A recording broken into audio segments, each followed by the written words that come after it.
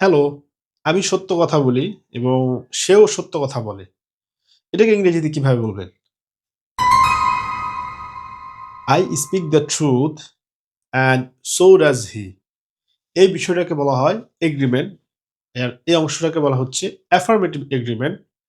So affirmative agreement করার সময় আমরা যেটা করব সেটা হচ্ছে গিয়ে পরের অংশটাতে সো নিয়ে আসবো, এরপরে অক্সিলারি ভার্বটা নিয়ে আসবো, এরপরে হচ্ছে গিয়ে পরের সাবজেক্টটা নিয়ে আসবো।